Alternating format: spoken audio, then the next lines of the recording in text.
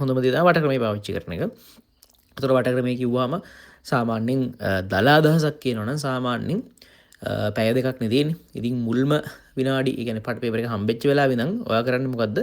ඔයාට ඕක කියවගෙන යද්දි ඔයාට සාමාන්‍යයෙන් කියෙව්වහම ඒක ඇතුලේ කන්සෙප්ට් එකක් විදිහට ලේසි කියලා හිතන ප්‍රශ්න ටික ටක් ගාලා කරගෙන යන්න ඕනේ. ඉතින් මෙහෙමයි කොහොමත් ඔයාලා අර දැකපු කරපු ප්‍රශ්නයක් වෙන්නේ නැහැ. නමුත් ඉතින් දැකපු කරපු කන්සෙප්ට් එකකින්ම තමයි වෙනස් දෙකකින් ප්‍රශ්නේ එන්නේ. ඒ නිසා ඔය රූපයි ඡේදයි වලට බය වෙන්නේ නැතුව හැම වෙලාවෙම අර නෑ මේක ඇතුලේ මාරම ලේසි ගණන් ටිකක් තියෙනවනේ කියලා හිත තියෙන්න ඕනේ කියන එක දැනගෙන ක්‍රමක්‍රමයෙන් ඔයා එකේ ඉඳන් 50ට වඩා පුළුවන් ලේසි ප්‍රශ්න ටික විතරක් වෙන් කරලා මුලින්ම කරලා උත්තර ටික ගන්න. ඒතර සාමාන්‍ය විනාඩි 45 50ක් යද්දි ඔයාට ලේසිම ප්‍රශ්න 20කට 25කට උත්තර ටිකක් ගහ ගන්න පුළුවන් නම් ඔයා දන්නවනේ කොහොමත් ඔය ගහපු 25ත් සාමාන්‍යයෙන් හරි 25 30ක් කියමුකෝ ඒ 30ත් සාමාන්‍යයෙන් වැඩි ප්‍රමාණයක් සාමාන්‍යයෙන් හරි සහ ලේසි ටික දැන් කරලා තියෙන්නේ. ඔයාට පොඩි කන්ෆිඩන්ස් එකක් එනවා විනාඩි 50ක් විතර යද්දි.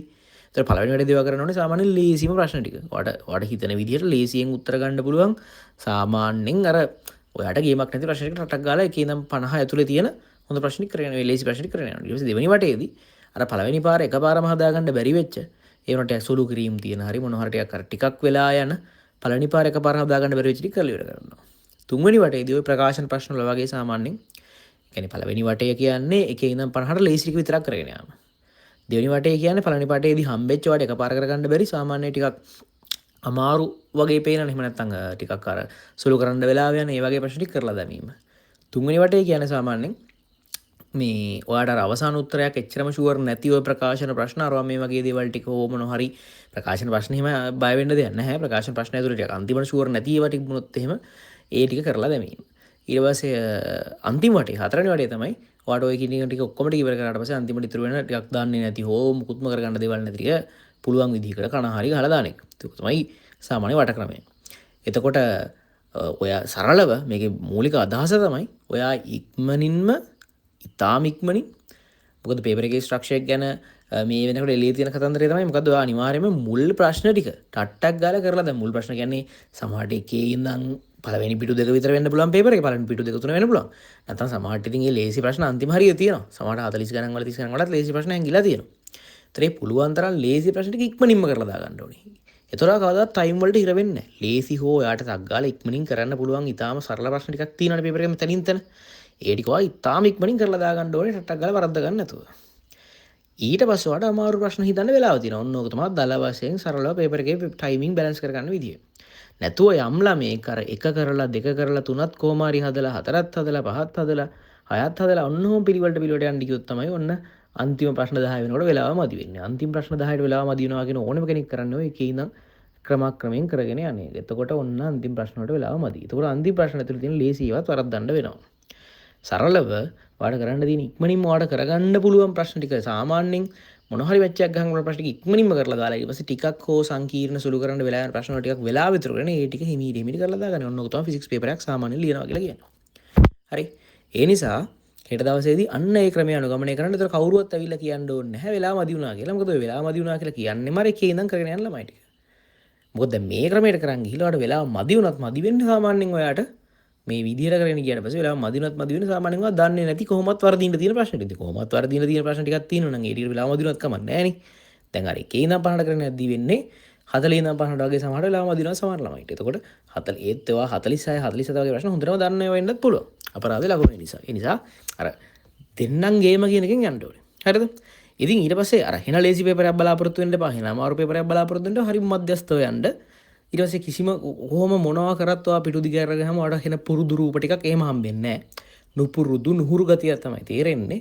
ඒක ටිකක් වෙලා යද්දි ඔයාලා ලේසි ප්‍රශ්න ටික කරගෙන යද්දි ටිකක් වෙලාදී හරියනවා. දැන් ඔයා අමාරුයි කියන මැත්ස් බයෝ පේපර්ස් ගත්තත් දැන් එදා තිබුණ ඇත්තම දැන් කල්පනා කරලා බලුවම දවස් දෙක තුනකට පස්සේ දැන් ඔයාලට තේරෙනවා නිකන් අර එදා පැනික් එකත් එක්ක ඇති වෙච්ච අමාරුවක් නේ තියෙන්නේ උතන කියලා ගොඩක් වෙලාවට.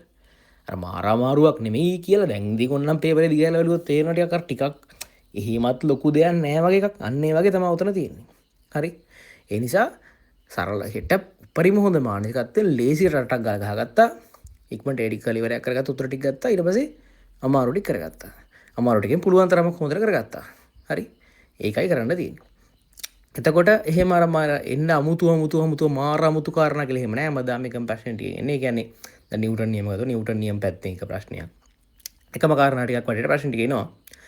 ඒ ටික තමයි එන්නේ. එතකොට බය නැතුව සරලව පුළුවන් තරම් ඉක්මනින් ලේසි ප්‍රශ්න ටික අරගෙන අමාරු ප්‍රශ්න ටිකට අන්තිමට බහින්න. එච්චරයි කරන්න තියෙන්නේ. ඊට පස්සේ අන්තිමට අන්තිම විනාඩි 5 විතර චෙක් කරන්න ඔක්කොම ටික උත්තර ටික හරියට කොට ටික පොවද කියලා ඉන්ඩෙක්ස් නම්බර් එක දාලාද කියලා බලලා අන්තිමට පේපර් එක දීලා එන්නයි තියෙන්නේ. වැඩි ලොකුවට බරට ගන්න එපා. සරලව අර දෙන්නම් ගේම කියන එකේ යන්න. දෙන්නම් ගේම කියන කොහොමත් කරගන්න දැන් ඔයාලා සාමාන්‍යයෙන් තියරි රිවිෂන් ළමයි ගත්තොත් MCQ 1000ක් විතරවත් අඩුම ගානේ පහුගිය පාස් පේපර්ස් MCQ පේපර්ස් අරවා මේව කොච්චර වැඩ කරලා තියෙනවද? ඒ නිසා homework discussion දරවාද මේවද from last week the recall papers දරවාද මේ කරලා තියෙනවානේ. එතකොට ඒව පාඩම් කර ඒවා ඉන්නේ නැති වෙයි. නමුත් ඒ concepts ම තමයි මේක ඇතුලේ කරගෙන. ඒ නිසා බය වෙන්න නම් එපා පේපර් එකට බරුවට. මොකද ඔය බයෝමැත්ස් වලටත් බය වෙච්ච හින්දා තමයි අන්තිමට පොඩි කාරණා කියන්නේ ළමයි පේපර් එක අමාරු කියලා. බය වෙන්න දෙයක් නැහැ. සරලව ලිව්වා. පුළුවන් තරම් ලේසි ටික කලින් කරා. අමාරු ටික අන්තිමට කරා. හරි. එච්චරයි කරන්න තියෙන්නේ.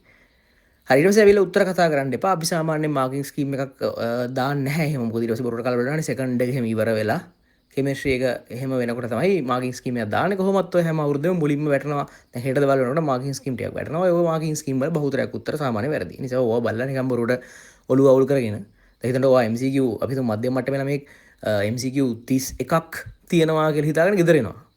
නමුත් මාකින් කි බැලුවම එයාට තියෙන 27යි. එතකොට ඔන්න මට 30 ගණන්ක්වත් නැහැනේ 27යි තියෙන්නේ මම ඒ ලකුණු කියලා හිතාගෙන එයා අවුලෙන් ඉන්නවා. නමුත් නැත්තම් මාකින් ස්කීම් එක ආයෙත් එනකොට එයාට 32ක් විතර තියෙනවා. නමුත් එයා අවුලෙන් ඉන්න කාලෙත් තමයි එයා ෆිසික්ස් සෙකන්ඩ් එකයි කෙමිස්ට්‍රි එකයි ලියලා තියෙන්නේ. එතකොට ඒවත් අවුල් වෙනවා. ඒ නිසා මාකින් ස්කීම්ස් බලන වැඩේ හරියම වැඩක් නෙමෙයි කියන්නේ. පළදායි වැඩක් නෙමෙයි. ඒක ගාන්ට ඔෆිෂියලි මේ අපි හදලා එවන්නම් මාකින් ස්කීම් එක channel එකට. ඒක අවශ්‍ය වෙලාවෙදී දාන්න නිකන් බොරුවට කලබල වෙලා අර මෙහි යන මාකින් ස්කීම්ස් බලලා වැඩේ නාන්න එපා. හරිද? හරි. එතකොට ඒ නිසා ඔය ටික තමයි හරිම උපදෙස් ටික. එහෙනම් හෙට ගිහිල්ලා සුපිරි ලිවිල්ලක් ලියන්න තමන්ගේ උපරිමය කරන්න. සුපිරි ලිවිල්ලක් ලියන එක 50 50 ගහන්න කියන්නේ 50 50 ගහන්න පුළුවන් කට්ටිය. කියන්නේ තමන් මේ මට්ටමට ටාගට් කරන් යන කට්ටිය 50 50 ගහන්න. තමන්ගේ ටාගට් එකට අදාළව MCQ ටික සපුරන්න. තමන්ගේ උපරිමය කරන්න. තමන් කියන මනුස්සයාගේ උපරිමය කරන්න හෙට දවසේදී. එච්චරයි වෙන්න ඕනේ. හරි. එහෙනම් ජයම් වේවා.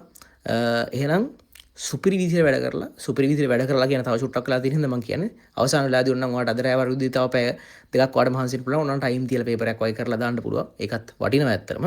අර ඔය මං කියන ක්‍රමයට උන්නම් ටයිම් තියලා පේපර් එකක් කරලා දාන්න. ඒ කියන්නේ ලේසිම ටික ටටක් ගාලා කරලා බලලා ඊට පස්සේ අමාරු ටික වෙලාවරම් කරලා බලලා පේපර් එකක් එහෙම කරලා දාලා ඔන්නම් ඒක හොඳයි ඇත්තටම මෙහෙම කරන්න පුළුවන් නම් කරලා හෙට උදේට ගිහිල්ලා සුපිරිට ලියමු. හරි. එහෙනම් ජයවා. හෙට හවසෙන් පස්සේ අපි සම්පූර්ණයෙන්ම ෆිසික්ස් සෙකන්ඩ් එක සඳහා මාසෙ යනවා. මොකද ෆිසික්ස් සෙකන්ඩ් එකෙනුත් අපි ලොකු ලකුණු ගාණක් ගන්න අපිට සෙට් එක හොඳට අල්ල ගන්න පුළුවන් ෆිසික්ස් සෙකන්ඩ් එකෙනුත්. එහෙනම් හෙට හවසට නැවත කතා කරමු. එහෙනම් ජයවා. හෙට සුපිරියක් කරමු. හරි. දිනලා විතරක් ඉවර කරන්න ඕනේ.